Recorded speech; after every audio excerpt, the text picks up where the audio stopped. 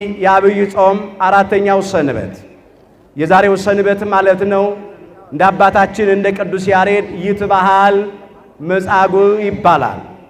መጻጉዕ ማለት በደዌ ዳኛ ባልጋ ቆራኛ የተያዘ ድዊ በሽተኛ ታማሚ ማለት ነው። በተለይም አባታችን ቅዱስ ያሬድ በጾመ ድጓው ሲዘምር ይህንን አንስቶ ስለዘመረ ከዚህ የተነሳ እንደ ቅዱስ ያሬድ ይትበሃል መጻጉዕ ተብሎ ተሰይሟል።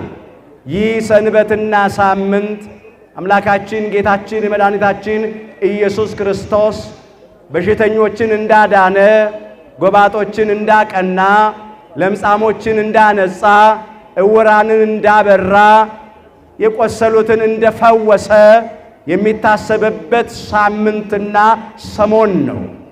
ዛሬ የዚህ ሰንበት የመዝሙሩ ርዕስ ራሱ ይህንን ያነሳል። አምላኩሰ ለአዳም ይላል ርዕሱ። አምላኩሰ ለአዳም ለዕረፍት ሰንበተ ገብረ ነው የሚለው።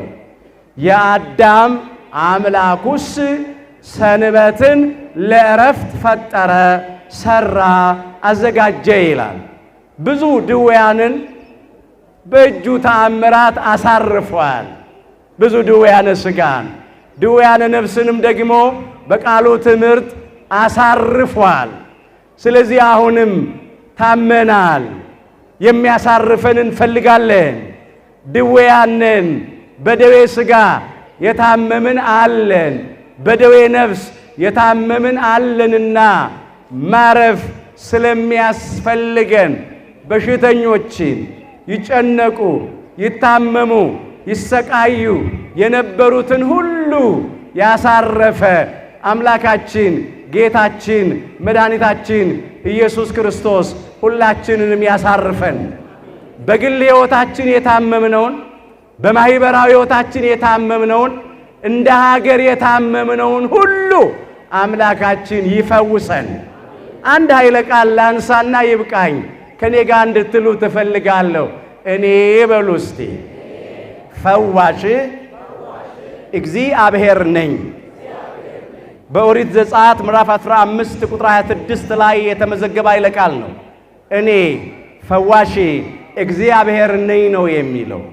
አዎ ከደዌ ሥጋም የሚፈውስ ከደዌ ነፍስም የሚፈውስ ፈዋሻችን፣ አዳኛችን፣ መድኃኒታችን፣ አምላካችን እግዚአብሔር ስለሆነ ዛሬም በልዩ ልዩ ደዌያት ተይዘው የሚሰቃዩትን ወገኖቻችንን፣ በየሐኪም ቤቱ ያሉትን፣ በየጸበሉ ስፍራ ያሉትን፣ በደዌ ዳኛ በአልጋ ቁራኛ ተይዘው የሚሰቃዩትን አይደለም መድኃኒት ሊገኝላቸው በሽታቸው ያልታወቀላቸውን ሰዎች አምላካችን እግዚአብሔር በምሕረቱ ዳሶ ይፈውስልን።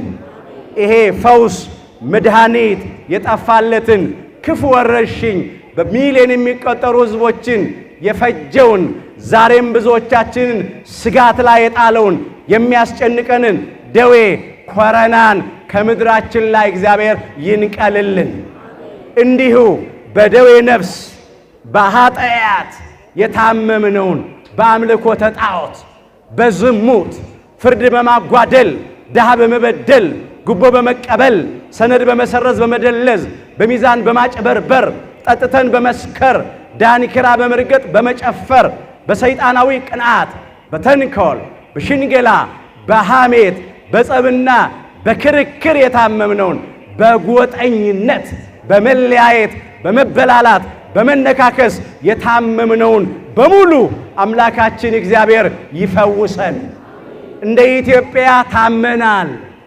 እርስ በርስ እየተለያየን ነው፣ እየተበላላን ነው፣ እየተነካከስን ነው። እኛም ዛሬ ሰው የለንም።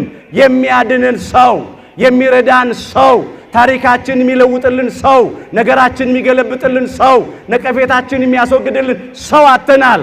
ያ 38 ዓመት ሙሉ በደዌ ዳኛ በአልጋ ቁራኛ ተይዞ ይሰቃይ የነበረው ሰው ሰው የለኝም ነው ያለው። ሰብ አልቤን ያለው አልቤ ሰብን ያለው። ኢትዮጵያም ሰው አታለች ዛሬ። እግዚአብሔር ሰው ያድርገን። እግዚአብሔር ሰው ይስጠን። እኔ ፈዋሽ እግዚአብሔር ነኝ ብሏል አምላካችን።